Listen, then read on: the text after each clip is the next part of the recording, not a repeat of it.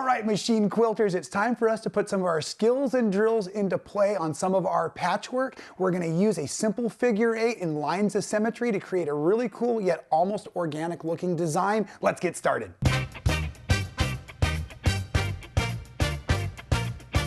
That's right, come in close here to my patchwork quilt, and I just literally took together some real easy half square triangles to make this so that I could use the quilt itself to create my lines of symmetry that I could use then creating kind of literally a figure 8 motion to create this stitching that is continual, but also using, like I said, my blocks so that I don't have to do so much marking, so much tracing out. Now, intentionally, they're supposed to be the same design in the squares. However, because I'm doing it without marking, they're all slightly different, which gives it that organic feel.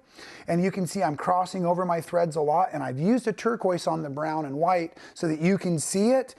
Where we cross over in the centers, the thread color is going to get a little heavier, more obvious. So if you're not real confident yet, you might want to match your colors a little bit better, but it's a lot of fun. And then I'm just using some little other portions of the design elements here in the corners. And if I don't talk too long, I'll walk you through that part as well. So what we're going to do as I suit up here is I've created myself another basic patchwork with those half square triangles, and I'm going to start in the middle. I've safety pin basted it as I always do with my quilts, and it's got its batting and its backing together. And I'm putting my Machingers gloves on so that I have nice traction in my hands. This gives me the opportunity to move the quilt without having to really grip it. And it allows me to not have so much friction downward so I don't get tired as soon. And then I also have my Sew Slip mat down on the bed of my machine, which is a silicone sticky and a Teflon topper, which allows this just to glide. So it's going to make those circular motions even easier for me, and I always use this equipment. I'm going to get seated and nice and comfortable for a second here, and I do need to remove now this center safety pin because that's where the design starts. And I have a free printable down in that link below where you can kind of see the basic lines. And again, there's all different ways to do this. I'm just going to do, like I said, a real simple figure 8. Now, I want to go ahead and drop my needle one time, lift my presser foot back up, and then we're just going to floss this thread underneath here, so that I can get a hold of my bobbin thread. And then I'm going to create my first small bubble. So I'm going to take a couple stitches to lock that in. Now as I come out over here, I want to stop for a second before I go any further and just remove these threads back here so that I'm not looking at them and or possibly stitching over them. And now I'm going to continue this arc around. And the first few times I was doing my figure 8, my brain had a hard time switching directions, so that your center of your block is a perfect stopping point. This is a place to catch your breath and relocate where you're going, so then you can begin getting more proficient with your figure 8 designs. And again, you could also be practicing those elsewhere, but now I'm in a figure 8.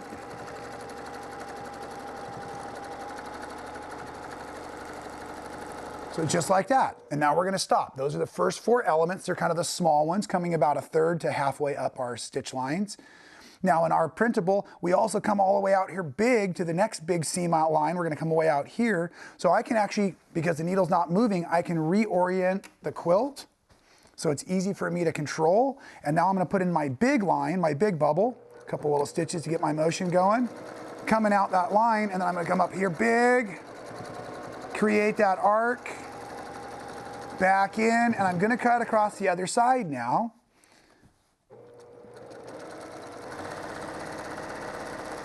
Big arc back into the center. Let's spin the quilt because the needle's not moving.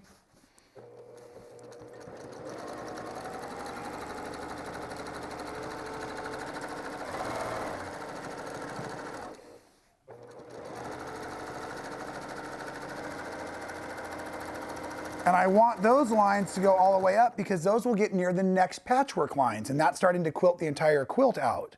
I have 2 more lines to put around each of the big bubbles I've just created, so let's do them down close again. And these ones are going to kind of hug outward, but they're going to actually come over and touch these other seam allowances or get close. So now I'm actually kind of curving it this way. So maybe that makes it a little easier for everyone to see at home. And now I'm going to come around, I'm going to hug the big loop, and kind of arc into that seam and back in this way. And then this one I like to actually come right back around while I'm on that same side. It helps me get that distance. Then I can stop, rotate,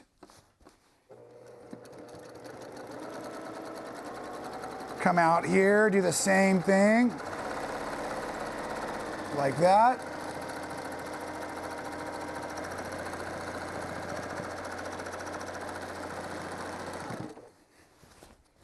Two more sides to do.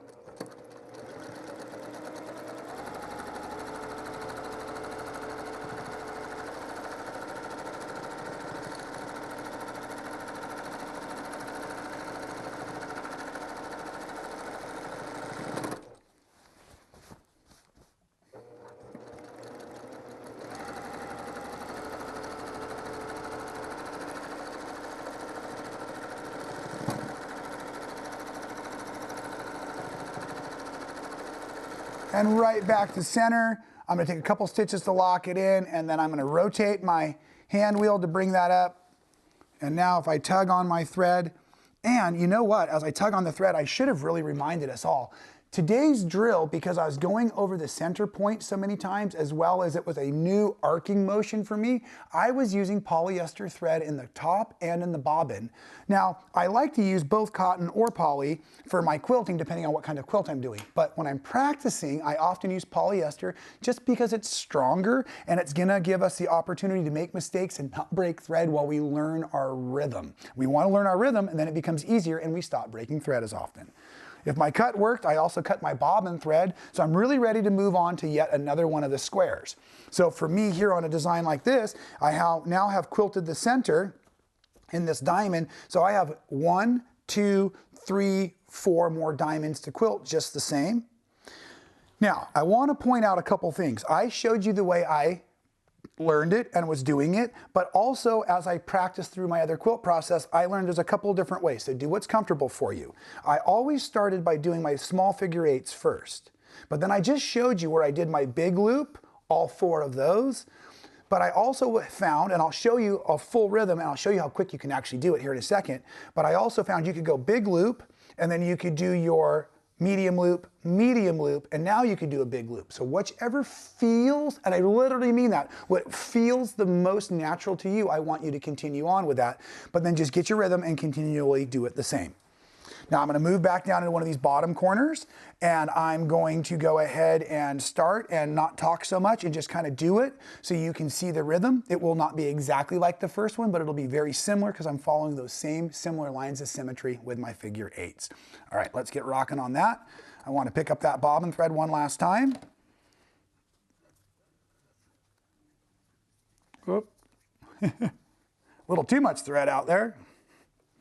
I'm going to lock in that stitch. Set my first arc so I can cut the thread. And I'm just going to pull this pin now because I'm close enough. Get that out of the way, and now we can rock this out.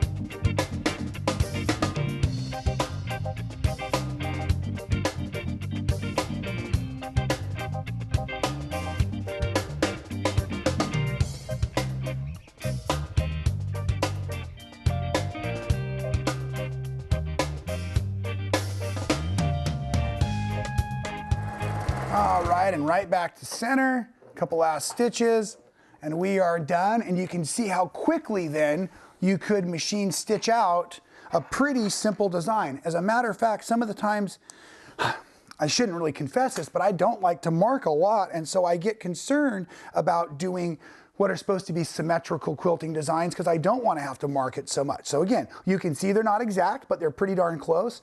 You can see how they're coming together to form these fun elements here. And then the last thing I want to just point out real quick before I let you get into your sewing time, right, is these are going to be those last corner elements. And I'll just bring this over here to show you again.